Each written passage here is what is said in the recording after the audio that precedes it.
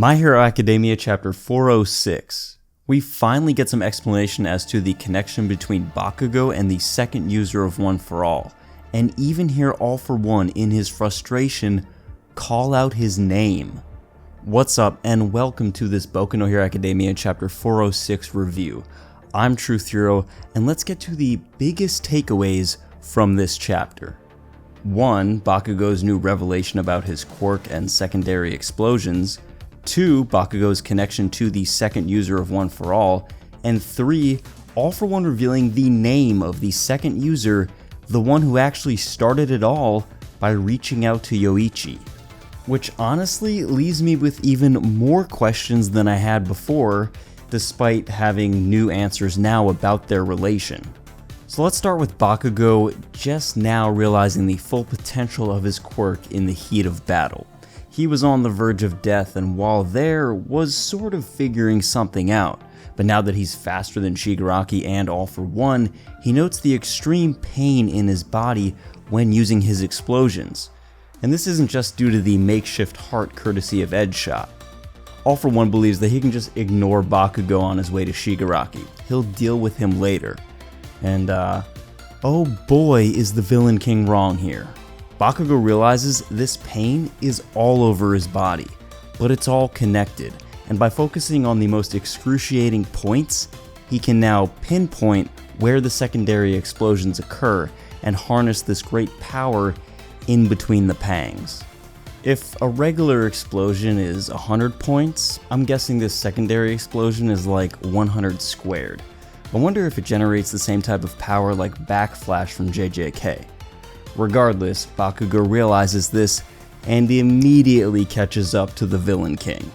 I do love this panel of Bakugo saying, "Izuku, can I catch you now?"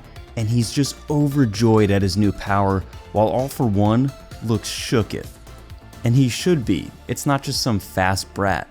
It's cause it's the second user of One For All? Hello?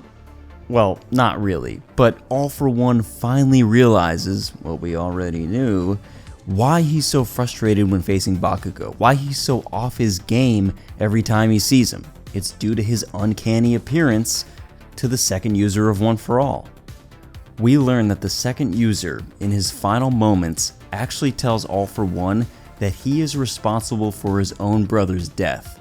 The second user was the one who reached out to Yoichi, something All For One never did.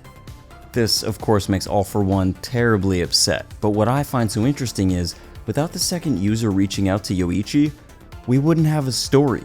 There'd be no passing on of the stockpiling quirk and fusing to create the One For All quirk. Deku, All Might, they wouldn't be holders of this, and All For One would likely still rule the world. So, a big shout out to the second user of One For All. Thank you. Whatever your name is.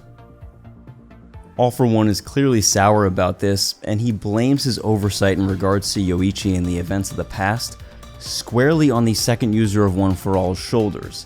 But now, these mistakes are rearing their righteous heads in the form of All Might, Deku, and now even Bakugo. We get a great moment of Bakugo's parents looking on, cause their boy is smiling through the pain on his way to surpassing All For One. All For One, in his absolute rage, yells at Bakugo saying, "This is all your fault, Kudo." What do you mean? I'm the one and only Kachan of the Bakugos. Get your memory checked, old man. Kudo, the second user of One For All, is named Kudo. First name, last name, even a nickname, we don't know. But that's what All For One calls him. The man who All For One curses more than anyone in this world, and that's abundantly clear in this chapter, is named Kudo. So, kudos to Horikoshi for this awesome chapter. Bakugo's response to All For One is interesting here, and it could just be a translation error, but I'm gonna roll with it. He doesn't just say, "No, I'm Kachan Bakugo." He says, "I'm Kachan of the Bakugos," or "I'm Kachan of the Bakugo family." So, what is he saying? Is he saying, no, my name's Kachan, you must be mistaking me for someone else?